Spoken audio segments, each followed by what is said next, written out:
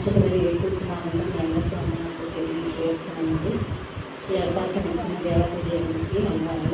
ఈ 40 దినాల్లోని దేవుడు చివరిగా మనతో మాట్లాడుతున్న మాటలు నెక్స్ట్ వీక్ నుండి పరిశుద్ధ వారాలు కనుక మనకి మాట్లాడే అవకాశము మరి రాదు. కనుక దేవుడు మనకి ఇచ్చిన ఈ అవకాశాన్ని మనం ప్రతి ఒక్కరు కూడా వినియోగించుకున్నాము. స్వచ్ఛమైన వాక్యాన్ని, సత్యవాక్యాన్ని స్పష్టంగా తెలియజేస్తాము. అందరూ ఆత్మీయంగా బలపడ్డారని స్మరించున్నాము. దేవుని వాక్యంలో ధ్యానం చేసుకున్నామండి. మనకు ఇవ్వబడిన వాక్య భాగము ఒక అంశం ఏమిటంటే దాటిపోవుట ఆనంద వేళ. ఏంటి దాటిపోవుట, ఏంటి ఆనంద వేళ అనే విషయం చాలా మందికి జ్ఞాపకం వస్తూ ఉంటుంది. ఏంటంటే దాటుట అనే సందర్భాన్ని అది ఒక సందర్భంగా లేక ఒక సంఘటనగా మనకి తెలియజేస్తుంది. అది ప్రమాదము లేదా ప్రయాస అనే అర్థం కూడా వస్తుంది. ఏదైతే ప్రమాదం జరుగుతుందో, ఏదైతే ప్రయాసపడుతుందో దాని నుండి దాటిపోవడం అంటే ఏంటి, దాటిపోవట, దానివల్ల వచ్చే ఆనందం ఏమిటి అనే విషయాలు మనము కొద్ది నిమిషాలు ధ్యానం చేసుకుందామండి. మనకి ఇవ్వబడిన లేఖన భాగంలో నుండి నిర్మాకాండం 12:13 వచనంలో మనం చూసుకున్నట్లయితే మీరున్న ఇండ్ల మీద ఆ రక్తము మీకు గుర్తుగా ఉండును. నేను ఆ రక్తమును చూచి మిమ్మల్ని నశింపచేయక దాటిపోయేదను. నేను ఐగుప్త దేశమును పాడు చేయుచుండగా మిమ్ము సంహరించుటకు తెగులు మీ మీదకి రాదు. హల్లెలూయా. ఇక్కడ మనకి కనబడుతుంది ఏంటంటే ఐగుప్తులోని ఎవరున్నారు? ఇజ్రాయేల్ ప్రజలు. బానిసత్వంలోని ఐగుప్తు ఇజ్రాయేలు ఉన్నారు. అయితే వాళ్ళు అనేక దినాలు వాళ్ళు ఏం చేస్తున్నారంటే బానిసత్వంలోని వెలిగిపోతూ ఉన్నారు. మొదటిగా మనం జ్ఞాపకం చేసుకోవాల్సింది ఏంటంటే ఐగుప్తు దాస్యపు మరణం నుండి దాటిపోయిన ఆనంద వేళలో దేవుడు మనల్ని ఏం చేస్తున్నారంటే దేవుడి మాటని ఈ ప్రజలు విన్నారు. ఏం విన్నారు అని అంటే ఇక్కడ 2 రకాల ప్రజలు కనబడుతున్నారు. ఐగుప్తీయులు, ఇజ్రాయేలీలు. ఇజ్రాయేల్ ప్రజలకి దేవుడు ఏమని సెలవిస్తున్నారంటే అక్కడ చెప్తున్నారు, గొర్రెల యొక్క రక్తమును ఎక్కడికి రాయమన్నారు? ఆ యొక్క ద్వారబంధాలకి, నిలువుటంకులకి, అడ్డకమ్ములకి 2 విధాలుగా ఆ యొక్క రక్తముని పూయండి. ఈ రక్తము ఎవరికి? ఇది నా రక్తము కనుక ఆ రక్తాన్ని నేను సంహరించడానికి వచ్చేటప్పుడు, మరణాన్ని తీసుకుని వచ్చేటప్పుడు ఆ యొక్క రక్తం నేను చూసిన తర్వాత మిమ్మల్ని నశింప చేయకుండా వెళ్ళిపోతాననేసి అది ఐగుప్తుని పాడు చేయడానికి దేవుడు వస్తున్నారు. అంటే ఇజ్రాయేల్ ఇక్కడ దేవుడు మాట్లాడుతున్నారు. అయితే అక్కడ దేవుడి మాట ఎవరు విన్నారు అనే విషయాన్ని జ్ఞాపకం చేసుకుంటే ఇక్కడ ఇజ్రాయేల్ ప్రజలు దేవుడి మాట విన్నారు. అయితే వినలేని ప్రజలు ఎవరనే విషయాన్ని జ్ఞాపకం చేసుకుంటే ఐగుప్తు ప్రజలు. ఏంటంటే దేవుడు అందరికీ ఒకలాగే చెప్పారు, కానీ వాళ్ళు ఎవరు వినలేదు అన్న విషయాన్ని జ్ఞాపకం చేసుకుంటే ఐగుప్తు ప్రజలు దేవుడి మాటని వినలేదు. వాళ్ళకి ఏమిటంటే వాళ్ళని గర్వం ఉంది, అనుమానం ఎక్కువ. అంత మాత్రమే కాదు కానీ నిర్లక్ష్యము. అంటే పని ఒకవేళ మనం చేస్తే జరుగుతుందా లేదా అన్న విషయం వాళ్ళ అనుమానంతో ఏం చేయాలంటే ఆ పని చేయలేకపోయారు. చేయకపోవడం వలన వారు ఏం కోల్పోయారని అంటే వారు మొదటి సంతానాన్ని కోల్పోయారు. అంత మాత్రమే కాదు కానీ మరణ వేదన కుటుంబంలోనికి వచ్చింది. వారి జీవితం అంతా దుఃఖ ప్రాంతంలోనికి మునిగిపోయింది. ఎందువలన అంటే వారు దేవుడు చెప్పిన మాటని వినలేదు. అంటే వీళ్ళు వినలేదు. ఇజ్రాయేల్ ప్రజలు ఏం చేస్తారంటే దేవుని మాట విన్న ప్రజలు వాళ్ళు దేవుని మాట విన్నారు. వాళ్ళు దాస్యం అనే మరణదోత వారి మీదకి వస్తున్నప్పుడు దేవుని మాట విన్నప్పుడు వాళ్ళు ఏం చేస్తారంటే దేవుని మాట విన్న మాత్రమే కాదు కానీ వాళ్ళు ఏం చేశారు? దుఃఖం వారి జీవితంలోనే పోయి ఆనందంలోనికి వాళ్ళు ఏం చేశారు? ప్రవేశించారు. అంటే వాళ్ళ దారిబంధాలకి ఆ యొక్క రక్తంని కమ్మిన తర్వాత ఆ సంహార దోత వచ్చి సంహరించే టయానికి ఏముంది? అది దేవుని యొక్క బిడ్డలు ఇక్కడ నివసిస్తున్నారు కనుక అక్కడ ఏమి ఉండకూడదు, అక్కడ మరణం అనేది ఉండకూడదు అనేసి ఆ దోత చూసి ఏమైపోయింది? దాటిపోయి ఆనంద వేళ. అక్కడ ఏమైంది అంటే అక్కడ ఇజ్రాయేల్ ప్రజలు ఏం చేస్తున్నారు? దాస్యంలోనే ఉన్నారు. దాస్యం అనే మరణ దోత వారి మీద సంహారం చేస్తున్నప్పుడు దేవుడు ఏం చేస్తున్నారంటే వాటి నుండి విడిపించి ఆ మరణ దోత అక్కడ నుండి దాటిపోయి ఏం చేస్తుందంటే ఇజ్రాయేల్ ప్రజల్ని రక్షించినట్లుగా కనబడుతుంది. వాళ్ళు దాటిపోయి ఆనందంలోనికి ప్రవేశించినట్లుగా మనకి కనబడుతుంది. అంటే వాళ్ళు దాస్యం ఎన్నో శ్రమలు పడ్డారు, ఎన్నో నిందలు పడ్డారు, ఎన్నో అవమానాలు పొందారు. అయితే వాటి నుండి దాటుకొని ఏమయ్యారంటే ఆనందంలోనికి ప్రవేశించినట్లుగా మనకి కనబడుతుంది. రెండోదిగా మనం చూసుకున్నట్లయితే యెహోషువ 4:24 మనం చూసుకున్నట్లయితే యెహోషువ 4:24 ఎల్లప్పుడూ మీ దేవుడైన యెహోవా యందు మేము దాటి వరకు మీ దేవుడైన యెహోవా తానే మా ఎదుట ఎర్ర సముద్రమును ఎండ చేసినట్లు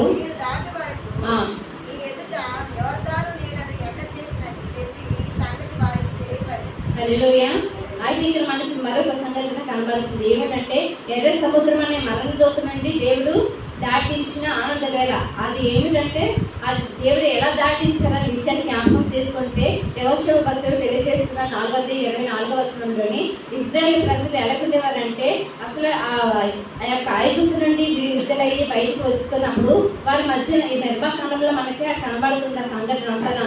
ఏమిటంటే అక్కడ ప్రజలు ఏం చేస్తున్నారంటే, ఎందుకు మమ్మల్ని ఇక్కడికి తీసుకొని వచ్చావు, అక్కడ ఐగుప్తులో ఉండేటప్పుడే మేము అక్కడ ఉందాం కదా అని 14వ అధ్యాయంలో మనకు కనబడుతుంది స్పష్టంగా. 14వ అధ్యాయం 11వ వచనంలో చూసుకున్నట్లయితే మోషేతోటి ఇశ్రాయేలు ప్రజలు అంటున్నారు, ఐగుప్తులో సమాధులు లేవని ఈ అరణ్యంలో చచ్చుటకు మమ్మల్ని రప్పించితవా, మమ్మల్ని ఐగుప్తులో నీకే బయటికి రప్పించి మమ్మల్ని ఇట్లా చేయలేలా, ఐగుప్తులో నుండి మమ్మల్ని ఇక్కడ రప్పించావు, మాకు అక్కడ సమాధులు లేవా, అక్కడ మమ్మల్ని చంపడానికి అరణ్యానికి తీసుకొచ్చావా అనేసి ఎవరిని ప్రశ్నిస్తున్నారు? మోషే మీద ఇశ్రాయేలు ప్రజలు కోపపడుతున్నారు. అంత మాత్రమే కాదు కానీ మరి ఏమంటున్నారంటే, అక్కడ మా జోలికి రావద్దు, ఐగుప్తు దాసులు అక్కడ అయితే అక్కడే బ్రతుకుతుంది కదా, ఎలాగలా బ్రతుకుతుంది కదా అనేసి వారు చెప్తున్నప్పుడు చెప్తున్నారు. అయితే అప్పుడు మోషే ఏం చేస్తున్నారంటే కీర్తన 106వ కీర్తన 9వ వచనంలోని మోషే దేవుడికి ప్రార్థన చేస్తున్నప్పుడు దేవుడు సమాధానం ఇస్తున్నారు. ఏమిటంటే ఆ యొక్క ఎర్ర సముద్రంలో దాటడానికి ఆ యొక్క నదిలోని ఏం చేయాలి, కర్రలు వేయమని వారి సొనగంతో మాట్లాడదనేసి చెప్పినప్పుడు దేవుడు అక్కడ ఏం చేస్తున్నాడంటే దేవుడి కార్యం అనేది అక్కడ కనబడుతుంది. ఇశ్రాయేలు ప్రజలు వాళ్ళ సొనగలు మాత్రమే కాదు కానీ దేవుడికి మోషే ప్రార్థన చేసిన తర్వాత ఆ యొక్క సముద్రం ఏమైంది, 2 పాయలుగా చీల్చబడిన తర్వాత ఏమైందని జ్ఞాపకం చేసుకుంటే అది అంతా ఏమైంది, ఆ యొక్క సముద్రంలోని మనం చూస్తే ఇసుకరే అక్కడ అంతా ఇసుకే ఉంటుంది. అక్కడ మైదానంలో ఎక్కడా ఉండదు. చిన్న గొయ్య అంటే ఇక్కడ ముందుకు వెళ్ళామంటే అలలు మళ్ళీ అక్కడికి వచ్చేస్తాయి. మనం ఒక పేరు రాసామంటే అలలు మళ్ళీ అక్కడికి వచ్చేస్తూ ఉంటాయి. కానీ అక్కడ మైదానం ఉండడం అనేది అసాధ్యము. కానీ దేవుడు ఏం చేశాడంటే అక్కడ మైదానమును కలిగించిన తర్వాత ఆ మైదానం మీద ఇశ్రాయేలు ప్రజలు నడుచుకుంటూ వెళ్తున్నారు. అయితే ఆ వెనకాల నుండి ఎవరు వస్తున్నారంటే ఆ యొక్క ఐగుప్తు సైన్యము, ఫరో సైన్యము ఆ ప్రజలందరూ ఎవరికి వెంటాడుతున్నారంటే ఇశ్రాయేలు ప్రజలు వెంటాడుతున్నారు. అయితే ఆ సముద్రం మైదానముగా చేసిన దేవుడు అక్కడ నడుచుకుంటూ వెళ్తున్నప్పుడు అక్కడ ఏమైందంటే ఫరో సైన్యము అక్కడ ఫరో మిగిలిన వాళ్ళందరూ ఏమయ్యారంటే ఆ యొక్క సముద్రంలో ముందుకు పోయినట్లు మనకి కనబడుతుంది. 136వ కీర్తన 15వ వచనంలోనే ఆ యొక్క సంఘటన మనకి కనబడుతుంది. ఒకసారి చదువుకున్నట్లయితే 136వ కీర్తన 15వ అధ్యాయము అతని సైన్యమును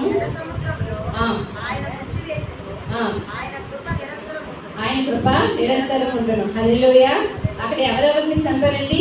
ఫరోని ఆ సైన్యంని ఎర్ర సముద్రం ఏం చేసిందంటే ముంచి వేసినట్లుగా మనకి కనబడుతుంది.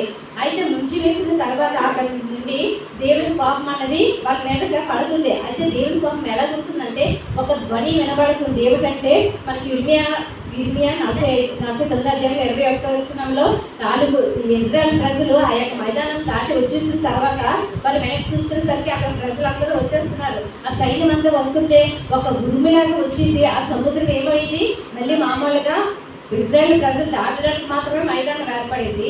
తర్వాత ఏమైందంటే అది ఒక ఉరుము వచ్చి వెంటనే అది సముద్రం అంతా మామూలుగా అయిపోయింది. అక్కడ ఏమైంది అని జ్ఞాపకం చేసుకుంటే ఆ యొక్క ఎర్ర సముద్రం నుండి దేవుడు మరణ సమయం నుండి దాటించి ఏం చేశారు, ఇశ్రాయేలు ప్రజల్ని ఆనందంలోకి పంపిస్తున్నట్లుగా మనకి కనబడుతుంది. ఇక్కడ దేవుని మాటని వినవాలి ఎవరంటే అక్కడ ఐగుప్తు ప్రజలు కనబడుతున్నారు. అయితే దేవుని ప్రజలు ఎవరన్న విషయాన్ని జ్ఞాపకం చేసుకుంటే ఇశ్రాయేలుగా మనకి కనబడుతున్నారు. అంటే దేవుడు ఏం చేస్తున్నారంటే దేవుని మాట విన్నవారు, దేవుని ప్రవర్తనలు నచ్చిన వారికి ఏముంటుందంటే వారి యొక్క మరణం నుండి దాటిపోతారు. అంత మాత్రమే కాదు కానీ ఆనందంలోనికి ప్రవేశిస్తారనే విషయాన్ని మనము జ్ఞాపకం చేసుకోవాలని దేవుని వాక్యం సెలవిస్తుంది.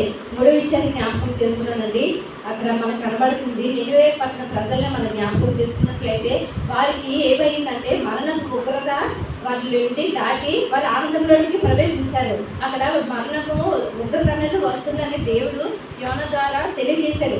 యోనా భక్తుల ద్వారా తెలియజేసిన తర్వాత వాళ్ళు ఏం చేశారంటే కొన్ని దినాలు ఒకరు చాలా పాపం విపరీతంగా మారిపోతున్నప్పుడు వాళ్ళు మాట వినట్లేదు. అయితే అక్కడ సువార్త ప్రకటన చేస్తున్నారు కానీ వాళ్ళు మాట వినలేనప్పుడు అలాగ ఉగ్రత దేవుడు ఇక్కడ మరణం వస్తుంది, ఈ యొక్క ఉగ్రత దేవుని యొక్క ఉగ్రత ఈ యొక్క పట్టణం మీదకి వస్తుంది అనేసి చెప్పినా కానీ వినలేనప్పుడు ఏం చేస్తారంటే వాళ్ళు దేవుని అంటే ఏం చేస్తారంటే విశ్వాసం అనేది ఉంచినట్లా మనకి కనబడుతుంది. విశ్వాసం ఉంచడమే కాదు కానీ మరణము వారి నుండి మరణం అనే ఉగ్రత వారి జీవితాన్ని దాటి ఆనందంలోనికి ప్రవేశించాలి. ఏమిటంటే అక్కడ రాజు కాదు కానీ పశువులు కాదు కానీ చిన్నపిల్లలు ప్రతి ఒక్కరు కూడా దేవుని యొక్క మాటకి లోబడినట్ల మనకి కనబడుతుంది.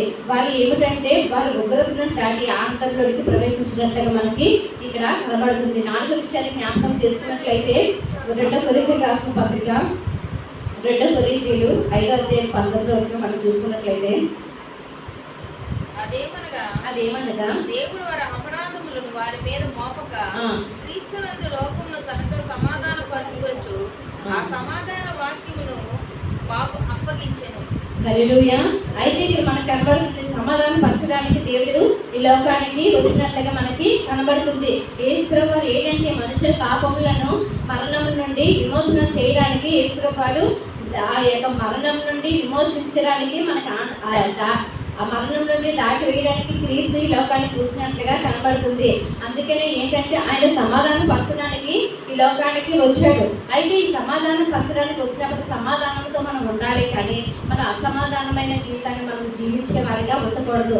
అందుకే రోమీయుల భక్తుడు తెలియజేస్తారు ఏంటంటే రోమా 5:18 చూసుకున్నట్లయితే దేవుని లోకానికి వచ్చాడు. ఈ లోకానికి వచ్చినప్పుడు ఏం చేస్తున్నాడంటే మనకు మరణం నుండి విమోచన ఇవ్వడానికి విమోచన ఇచ్చి మనల్ని మరణం నుండి దాటి వేయడానికి ఈ లోకానికి వచ్చాడు. అంత మాత్రమే కాదు కానీ అక్కడ 5:18 కాబట్టి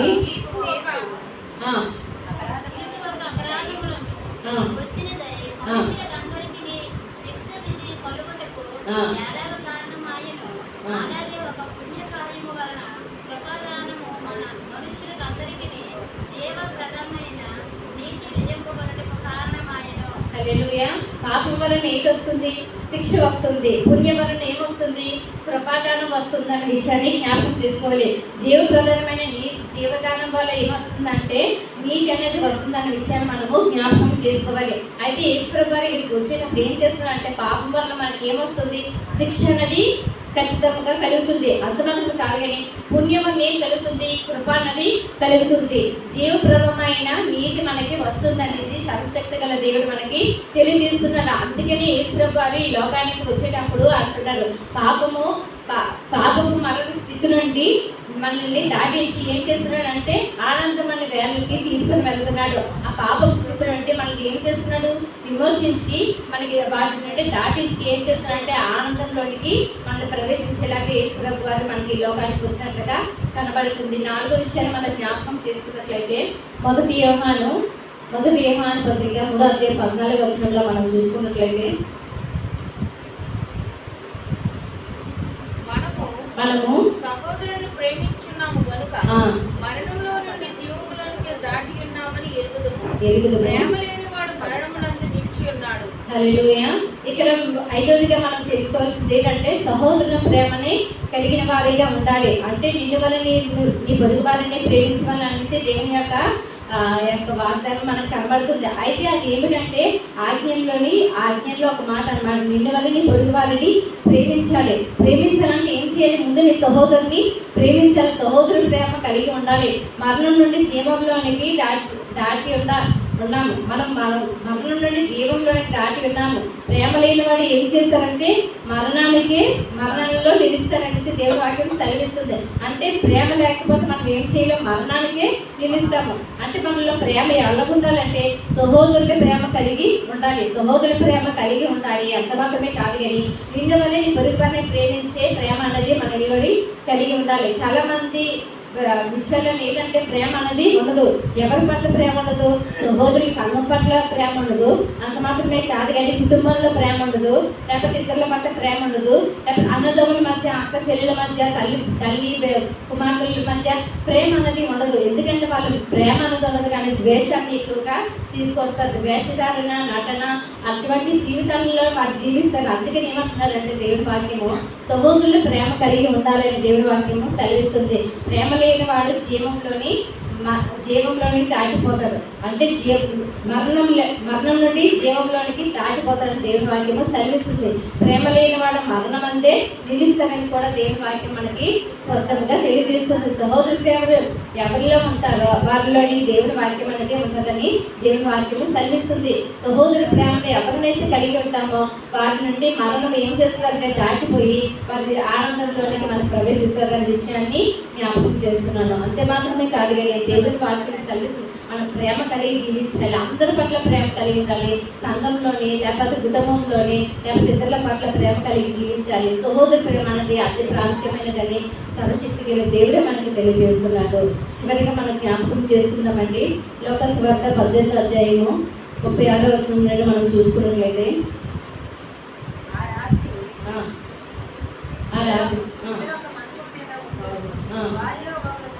జనసమూహం దాటిపోతున్నట్లు వాడు జనసమూహము దాటిపోతున్నట్టు వాడు చప్పుడు విని ఇది ఏమని అడుగగా వారు నజరేయుడైన యేసు ఈ మార్గమున వెళ్ళుచున్నారని వానితో చెప్పిరి. హల్లెలూయా. ఇక్కడ మనకు ఒక సందర్భం కనబడుతుందండి.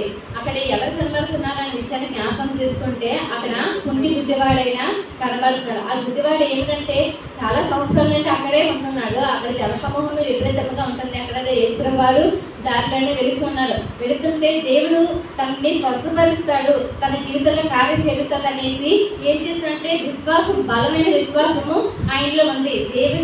దేవుని సహితం ఆయన ప్రేమ, ఆయన విశ్వాసం ఏం చేసిందంటే అక్కడ వెళ్ళిపోతున్న యేసుప్రభుని ఏం చేసిందంటే నిలబెట్టి అక్కడ పిలుస్తున్నారు. ఆ గుడ్డివాడు దావీదు కుమారుడు నన్ను రక్షించుకున్నానుగా, నన్ను దాటిపోవద్దు, నన్ను కరుణించమనేసి కేకలు వేస్తుంటే అంతమంది జనసమూహం మధ్య అప్పుడు యేసుప్రభు గారు ఆ యొక్క గుడ్డివాడి యొక్క మాటలు విని వెంటనే ఏం చేశారంటే వెళ్ళిపోతున్న క్రీస్తు అక్కడ నిలబడి అతన్ని స్వస్థపరిచినట్లుగా కనబడుతుంది. అంటే స్వస్థపరిచాలంటే తనకి ఏముంది, నాకు ఈ కార్యం ఎవరైనా చేస్తారు అని అంటే ఒక్క క్రీస్తు తప్ప ఎవరు కూడా చేయడానికి విశ్వాసము ఆ యొక్క గుడ్డివాడిలో మనకి కనబడుతుంది. అయితే తనకు ఏం చేస్తారంటే తన విశ్వాసము ఏం చేస్తుందంటే తనని దాటిపోలేదు, దేవుణ్ణి నిలిచేలాగా చేస్తుంది. దేవుడిని నిలిచి తన యొక్క విశ్వాసాన్ని బట్టి దేవుడు అతను ఆనందం పొందుకున్నట్లు మనకి కనబడుతుంది. ఈశ్వరవారిని దాటిపోనివ్వకుండా తాను దేవుని నిలిపి ఆనందంలోనికి ప్రవేశించినట్లుగా మనకి కనబడుతుంది. అంటే అక్కడికక్కడ దేవుడిని నిలిపించుకొని ఏం చేస్తారంటే తన స్వస్థత పొంది ఆనందము తన జీవితంలో పొందుకున్నట్లుగా మనకి కనబడుతుంది. దేవుడు స్వస్థత తన బ్రతుకులని గొప్ప కార్యాన్ని తను పొందుకున్నట్లుగా మనకి కనబడుతుంది. ఏమిటంటే చాలా మంది జీవితాల్లో అనుకుంటారు, నేను దేవుడి మందిరానికి వస్తే నా కార్యం జరుగుతుందా, ప్రార్థన చేస్తే కార్యం జరుగుతుందా, లేకపోతే కానుకిస్తే కార్యం జరుగుతుందా అనుకుంటారు. కానీ మనం ఏంటంటే విశ్వాస సహితమైన ప్రతి ప్రార్థన ప్రతిదీ కూడా కార్యం జరుగుతుందని విశ్వాసం మన జీవితంలో ఉండాలి. ఈ యొక్క గుడ్డివాడికి విశ్వాసం ఉంది. ఈ యొక్క కార్యము నా యొక్క దేవుని వాళ్ళకు తప్ప ఎవరి వల్ల కూడా కలగదనేసి తను నిశ్చయించుకున్నాడు. అయితే తన జీవితంలోని మనకి ఈ యొక్క ఆనందవేళ అనేది కనబడుతుంది.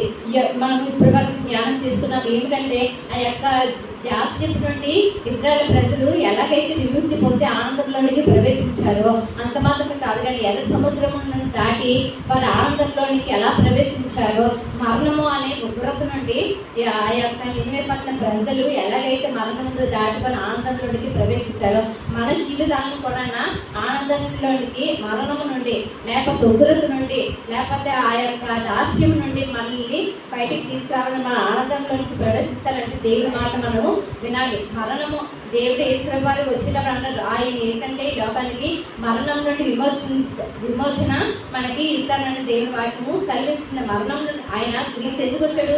మన పాపం నుండి విమోచించడానికి ఆయన ఇక్కడికి వచ్చి మనకి ఆనందాన్ని ఇస్తారని దేవుని వాక్యము సెలవిస్తుంది. అయితే దాటిపోయే సన్నివేశాలు మనకి ఎన్నో ఉన్నప్పటికీ కానీ మనం ఏం చేస్తామంటే ఆ విషయాలను మనం ఆనందించలేకపోతున్నాము. అయితే దేవుడు ఈ లోకానికి వచ్చినప్పుడు తను ఎలా వస్తున్నారంటే తన యొక్క పరిశుద్ధాత్మ దేవుడిగా మొట్టమొదటిగా వస్తే తర్వాత తనకి తను వ్యక్తిగా చేసుకొని లోకానికి వచ్చినట్లుగా మనకి కనబడుతుంది. మనం ముందుగా వాక్య భాగాన్ని చదువుకున్నాం. ఆ వాక్య భాగంలో ఏంటంటే దేవుని యొక్క రక్తమును ఆ యొక్క కుంభములకి దార్బంధాలకి రాస్తున్నప్పుడు అన్నారు వారు ఏదైతే దేవుడు చెప్పాడో అదే యాజిటీస్గా వారు ఏం చేస్తున్నారంటే ఒక గొర్రెని తీసుకొని వచ్చి 4 రోజులు పెట్టి లేకపోతే దాని రక్తమును ఎలా తినాలో ఎలా ఉండాలో ఎలా నివసించాలో ఎక్కడ రాయాలో అని ప్రతి దాన్ని కూడా వారు ఆచరించి ఏమైనారంటే దేవుని మీద విశ్వాసం ఉంచారు, విధేయత చూపించారు. అంత మాత్రమే కాదు కానీ దేవుని ఆరాధిస్తూ కూడా వారు ఏం చేశారంటే ఆ యొక్క దేవుడు చెప్పిన పనిని వారు చేస్తూ ఉన్నారు. అయితే దేవుడు చెప్పిన పని చేయడం వలన వారికి ఏమి రాలేదంటే అక్కడ మరణం అనేది వారికి రాలేదు. అంత మాత్రమే కాదు కానీ దాస్యం నుండి వారి ఆ రాత్రి నుండి ఎప్పుడయ్యారంటే విడిచి దాటిపోయినట్లుగా మనకి కనబడుతుంది. కానీ దేవుని మాట వెళ్ళలేని ఆ ఐగుప్తు ప్రజలకు ఏమైంది? వాళ్ళ కుమారుల్ని చనిపోయారు. అక్కడ మనకు కనబడుతుంది ఆ కిందవచనంలోని నిర్మాకాండము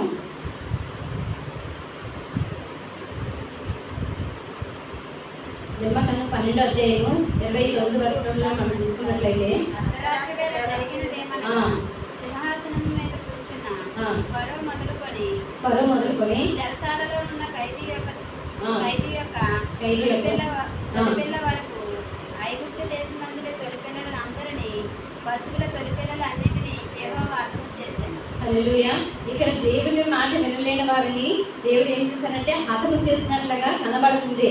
ఏమిటంటే అక్కడ రాజు ఫరో కుమారుని మొదలుకొని తొలిచూరి కుమారుని మొదలుకొని చెరసాలలో ఉన్న ఖైదీ వరకు అంత మాత్రమే కాదు కానీ జంతువుల్ని కూడా ఏం చేశారంటే నశింపజేసినట్లుగా మనకి కనబడుతుంది. దేవుడి మాట వినకపోతే మనకి ఏం కలుగుతుందంటే నాశనం అనేది కలుగుతుంది, సంహరించబడతామనే విషయాన్ని మనము జ్ఞాపకం చేసుకోవాలి. దేవుడి మాటలు వింటే మనకి ఏమవుతుందంటే ఆనందం వస్తుంది. మనకి ఏదైతే దాస్యం ఉంటుందో లేకపోతే ఏదైతే పాపం ఉంటుందో ఏదైతే ఆ అపరాధం ఉంటుందో ఆ అపరాధం నుండి విమోచింపజేసి దేవుడు దాటింపజేసి ఏం చేస్తారంటే ఆనందంలోనికి మనల్ని ప్రవేశించేలాగా చేస్తారని దేవుని వాక్యము సెలవిస్తుంది. కొద్ది మాటలు దేవుడు దీవించి ఆశీర్వదించును గాక. ఆమేన్.